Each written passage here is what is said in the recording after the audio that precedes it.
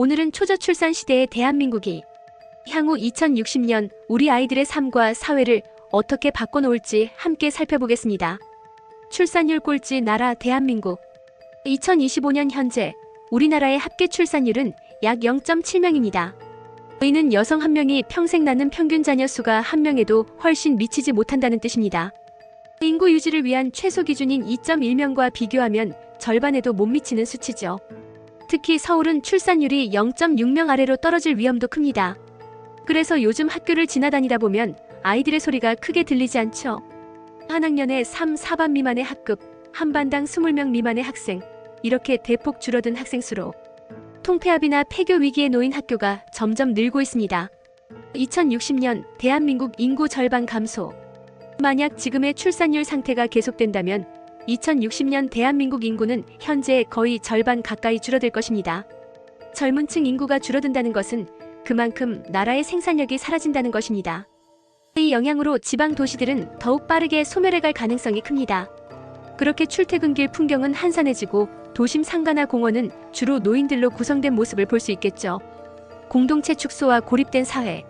지금의 아이들이 30대 이상이 되면 그 사회 풍경은 크게 달라질 것입니다. 현재 학교는 줄어들고 상가나 아파트 공실률은 늘어나는 것처럼 앞으로는 지역과 사회가 더욱 작아지고 축소될 것입니다. 사람들 간의 소통과 공동체 모임들이 많이 줄어들어 횡하고 고립된 상태가 되어 있을 수 있습니다.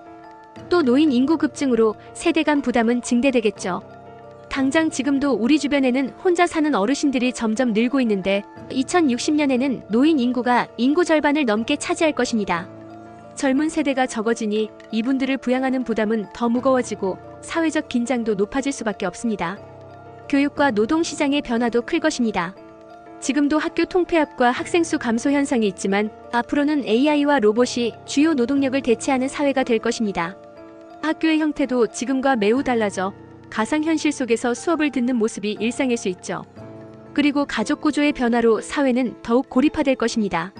앞으로는 혼자 사는 1인 가구가 대세가 되고 인간관계는 점점 더 단절될 가능성이 큽니다. 앞으로 우리는 어떻게 해야 할까요? 사실 대한민국의 초저출산 문제는 단순히 요즘 젊은 사람들이 결혼도 출산도 안 해서 그래 라고 말할 문제가 아닙니다. 어려워진 경제 상황, 취업난, 높은 물가, 부동산 부담, 국가의 부채 등 다양한 문제들이 유기적으로 발생되며 개인의 노력으로는 개선될 수 없는 사회적, 정치적 문제가 존재하고 있기 때문입니다.